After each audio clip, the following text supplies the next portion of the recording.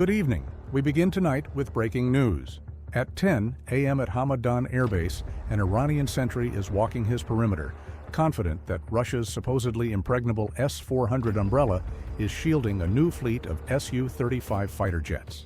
What he doesn't know is that 30,000 feet above him, a B-2 Spirit bomber with the radar signature of a pigeon has already opened its bay doors. In exactly 180 seconds, Iran's multi-billion-dollar bet on Russian air superiority will be erased in a single thermal event. Moscow spent years and billions of rubles building an air denial shield for Tehran. But Washington, it seems, just waited for the right moment and then converted that entire investment into scrap metal. Meanwhile, inside a dimly lit control suite at Whiteman Air Force Base, Missouri, over 7,000 miles from the target, the atmosphere is described as eerily clinical. A mission operator is staring at a high-definition tactical display. Its interface is as responsive and precise as a high-end NVIDIA-powered workstation. 30,000 feet above the Iranian desert, the B-2 Spirit is maintaining a steady glide. This 336,000-pound marvel of flying wing engineering is a ghost in the machine. Despite its massive wingspan, the B-2's radar cross-section is smaller than that of a pigeon, allowing it to effectively vanish into the atmospheric background noise. The operator's cursor hovers over a cluster of hardened aircraft shelters, newly identified through high-resolution satellite imagery from late 2025. We're told these are not standard hangars. They are 25 by 30 meter fortresses encased in 15 feet of reinforced concrete, engineered to survive anything short of a direct tectonic shift.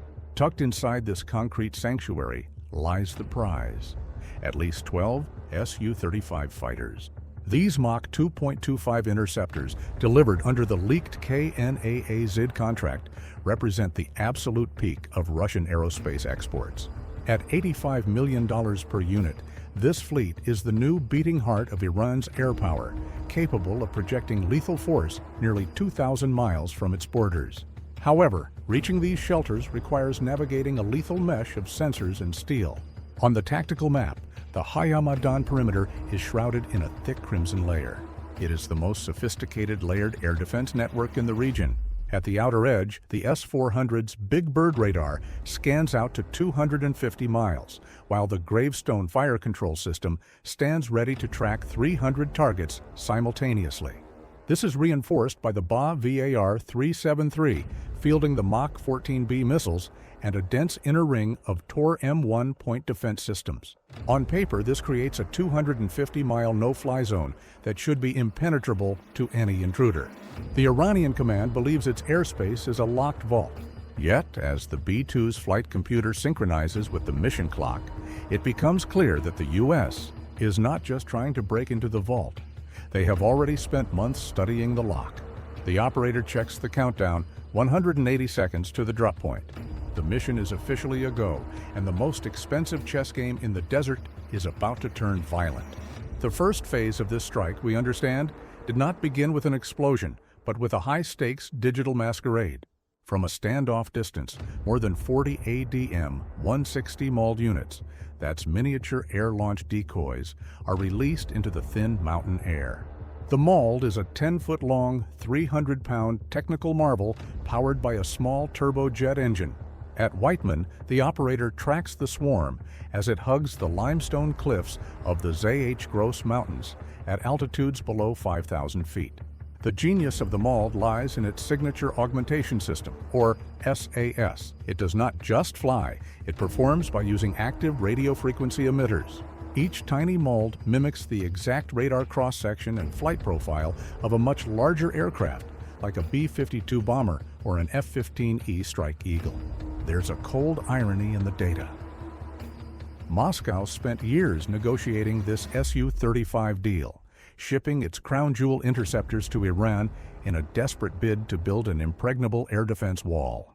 But in the eyes of these operators, Russia is simply exporting a legacy mindset. They have sold Tehran a fortress built on sand. Giving Su-35s to Iran to stop a B-2 is like putting a diamond-encrusted door on a house with no foundation. The U.S. does not need to kick the door down. They just need to make the security guards lose their minds. And the effect is immediate. On the radar screens of the S-400 and Bavar-373, the sky over Iran suddenly erupts. Instead of a faint flickering stealth signature, they see 40 heavy strike fighters screaming across the border. This triggers a state of what's known as priority logic saturation. The S-400's gravestone radar is an engineering masterpiece, but it is a genius governed by rigid rules. It is programmed to identify, track, and lock onto the largest and most immediate threats first. By unleashing the mauled swarm, the U.S. has forced the S-400's processor to solve 40 death-tier logic problems simultaneously. The Iranian radar operators are paralyzed by indecision. They see dozens of F-15s on their scopes, but no physical confirmation.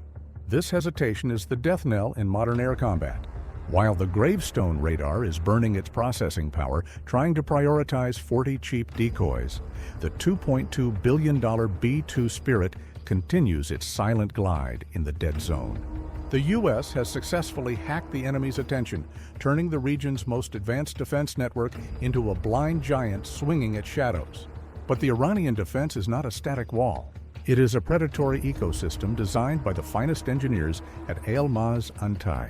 At the center of this web sits the NEBOM, a multi-band radar system that acts as the ultimate gatekeeper. While the S-400's gravestone radar is still wrestling with the mauled decoys, the NEBOM switches its VHF band search mode to high intensity. Physics is a cruel mistress for stealth. These long wavelength waves do not just bounce off the B-2's angled skin, they wrap around the entire 172-foot wingspan. Suddenly, inside the B-2 cockpit, that silent clinical atmosphere is shattered. The ANALR-94 electronic warfare suite screams a warning tone that every stealth pilot fears. On the glass cockpit displays, a blurred ghost appears. Their own aircraft has been tagged by a low-frequency smudge.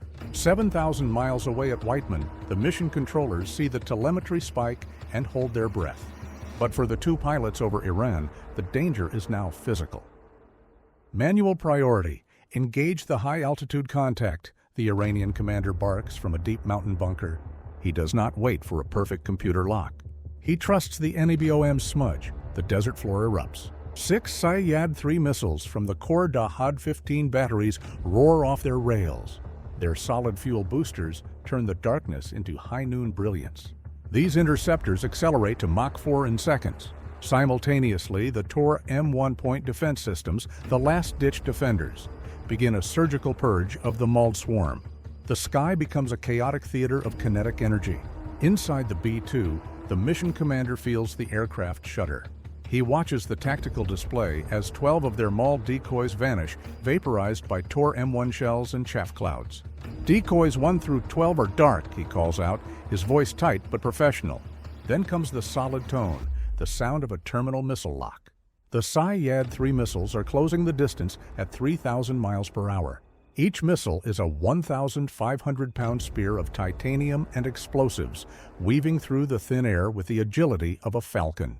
The pilot yanks the side stick, forcing the 336,000-pound bomber into a desperate high-G turn. One missile streaks past the cockpit window, close enough for the pilots to see the glowing orange of its rocket motor. The shock wave hits the B-2 like a sledgehammer, forcing the fly-by-wire system to execute a 3G corrective jerk to stay airborne. The Iranian operators are cheering, watching their screens as the interceptors converge on the Ghost. They see the B-2 trapped between a wall of fire and the cold vacuum of space. The S-400 gravestone is now slewing its massive radar head toward the target, flooding the zone with energy. The no-fly zone is no longer a theory. It is a Mach 4 reality, closing in for the kill. The pilots can feel the vibration of the S-400's energy painting their hull. For the first time in the mission, the Americans are not the ones holding the cards. They are seconds away from becoming a multi-billion-dollar rain of debris over Hamadan. We'll have more on how this mission avoids becoming a smoking crater over Iran right after this. Welcome back. Just as the Iranian commander prepares to celebrate the destruction of a $2 billion American icon, he realizes he has been lured into a high-stakes catch-22. By locking onto the B-2, the S-400 and Bavar-373 batteries have committed the ultimate tactical sin. They have screamed their exact coordinates into the electromagnetic void. 100 miles away, a flight of EA-18G Growlers begins a standoff jamming sequence. They flood the Iranian frequency bands, forcing the gravestone radar to crank its power to the maximum just to stay locked. While the Iranians are focused on burning through the jamming to kill the B-2, they are blissfully unaware of the silent predators lurking much closer. 4 F-35 Lightning IIs, configured in beast mode, have been ghosting the perimeter. They are not just scouts anymore, they are the executioners. Each F-35 releases a pair of AGM-88G ARGM-ERs, the newest advanced anti-radiation guided missiles. These spears of carbon and fire have a range of over 60 nautical miles and accelerate to Mach 2 in a heartbeat. The AARGM-ER is a genius weapon. If the Iranian radar operators get scared and turn off their systems, the missile does not care. It remembers the last GPS coordinate with sub-meter precision and uses its own millimeter wave seeker to find the physical dish anyway. It is like a bloodhound that can still smell you, even if you stop making noise. Simultaneously, the second wave of MAL decoys adapts. These are not using radio links that can be jammed. They are running on pre-programmed fiber optic logic paths. They are immune to the Iranian electronic warfare suite. The Iranian NVIDIA-level processors inside the S-400 command vehicle hit a catastrophic bottleneck. The saturation priority logic freezes. The system is trying to decide whether to track the B-2, the jamming Growlers, the incoming harms, or the 40 decoys. The Iranian commander screams for a counterstrike. The Bavar-373, Iran's domestic crown jewel, switches to an independent, low-altitude tracking mode. It ignores the B-2 for a split second to save itself, launching a volley of Sayyad-4B missiles to intercept the incoming American harms. The sky above Hamadan becomes a kinetic scrapyard. Tor M1 point defense systems are firing so fast their barrels are glowing cherry red, pumping out clouds of chaff and shrapnel to shred anything with a motor. It is surgical chaos. Several AARGM-ER missiles are neutralized by the Tor M1's wall of steel, but the sheer volume of the American strike is overwhelming. One harm missile misses the main radar dish but impacts the cooling unit of the S-400's generator, causing a massive structural compromise.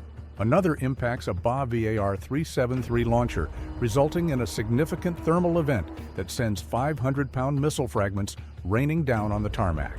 The irony is palpable. The Iranian defense network is a masterpiece of 20th century physics, but it is trying to solve a 21st century math problem where the Americans have already changed the answer.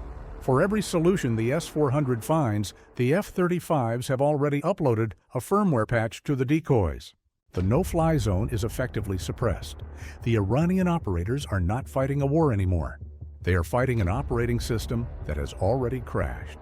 The B-2, now clear of the terminal locks, levels its wings. The path to the Su-35 shelters is finally, violently open. For a brief, flickering moment, the Iranian command center feels the surge of a perceived victory. The American harms have been intercepted or missed the primary dishes. The mauled swarms are thinning. To save their high-voltage radar components from burning out under the strain of continuous jamming, the Iranian commander orders a reduced alert status. They believe the American beast has been fended off. They think they have won the battle of endurance. They could not be more wrong. 500 miles away, the surface of the Arabian Sea erupts as an Ohio-class submarine exhales 30 Tomahawk land attack missiles. Simultaneously, the source of the American CID mission is revealed. The USS Gerald R. Ford is positioned in the deep waters of the Arabian Sea. This carrier has been the silent mothership for the F-35s and Growlers that have been tearing through the Iranian electronic net. Realizing they are being dismantled, Tehran decides to raise the stakes. If they cannot stop the B-2, they will try to sink the airport. They launch a massive counterstrike, a swarm of 60 Shahed 136 and AH-Bu Mahdi cruise missiles targeted directly at the American carrier strike group. This is a deliberate attempt to exploit magazine depth. The Iranians know that every interceptor missile on a U.S. destroyer costs millions and takes up space. By flooding the zone with $50,000 drones, they want to force the Aegis destroyers to empty their vertical launch cells. On the escort ships, the atmosphere is a high-speed processing bottleneck. The Phalanx CIWS, the 20mm last-ditch Gatling guns, are screaming at 4,500 rounds per minute, creating a wall of lead that shreds the incoming Iranian drones just yards from the hull. It is a terrifying race against a saturation kill, where the Americans are forced to spend their high-end defense budget to stop a flood of flying lawnmowers. While the fleet fights for its life at sea, the clock at Hamadan is running out. 43 seconds to impact. Inside the B-2, the mission commander's eyes are locked on the infrared display. Through the zoom of the targeting pod, he sees the Su-35s sitting helplessly on the apron, trapped by the Tomahawk craters that have turned the runway into a jagged mess of asphalt. Below him, the Iranian radar screens are a strobing blue screen of death. Their missiles are chasing secondary decoy chaff clouds that are blooming like radar-reflective fireworks. The S-400 and Bavar-373 systems are firing blindly, their missiles missing by hundreds of feet as they collide with their own chaff. Lock confirmed.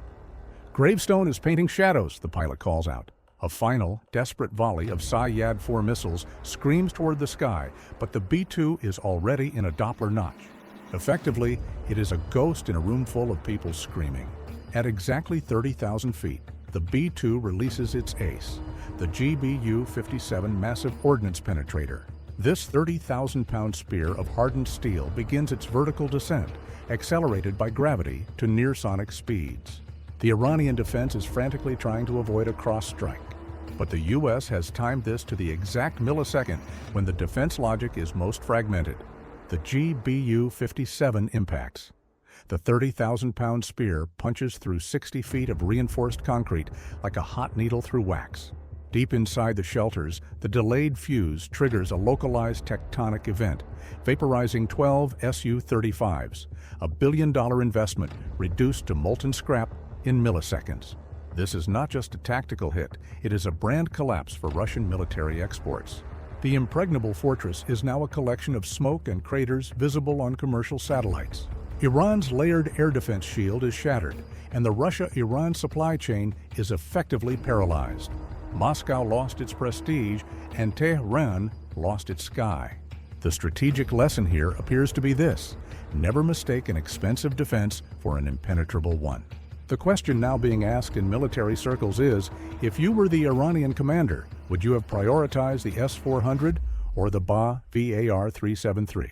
A question for the analysts. We'll have more on this developing story after the break. For now, that's all from us.